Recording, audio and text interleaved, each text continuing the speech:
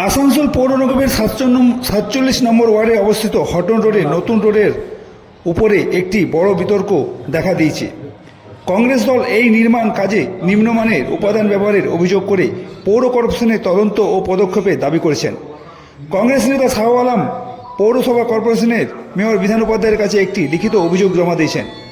নির্মাণ কাজ তদন্তের দাবি জানিয়েছেন। তিনি বলেন যে শীঘ্রই কোনো পদক্ষেপ না নেওয়া হলে কংগ্রেস বিষয়টি জনসাধারণের কাছে নিয়ে যাবে এবং প্রতিবাদ করবে। স্থানীয় লোকেরা বলেন যে রাস্তারই নির্মাণ কয়েকদিন ধরে ফাটল দেখা দিতে শুরু করেছে। জনগণের মধ্যে ক্রোধ বাড়ছে এবং তারা তাদের নির্মাণ কাজে দুর্নীতির অভিযোগ করেছে। অনেক আশঙ্কা প্রকাশ করেছেন যে এই রাস্তাটি শীঘ্রই অবনতি ঘটবে, আবার নতুন রাস্তার প্রয়োজন তাদের। कौन लग गई इसका पॉकेट में? हम लग रहा कहाँ पे?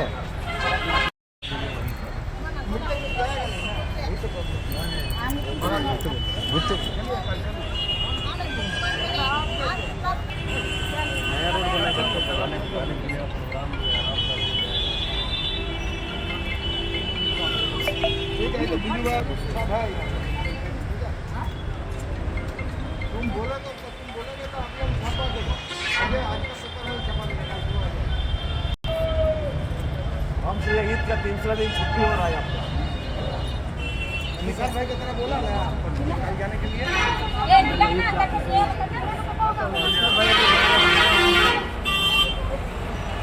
कंप्लेन लेटर हम लोग देने के लिए आए थे।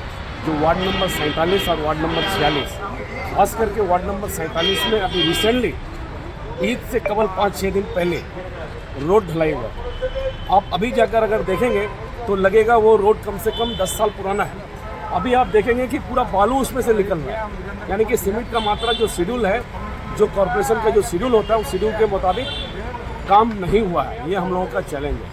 आज इसी को लेकर हम लोग, और हाटन रोड का जो पिच रोड बना है वो भी आप देखेंगे कि उसका भी अवस्था बहुत ख़राब है।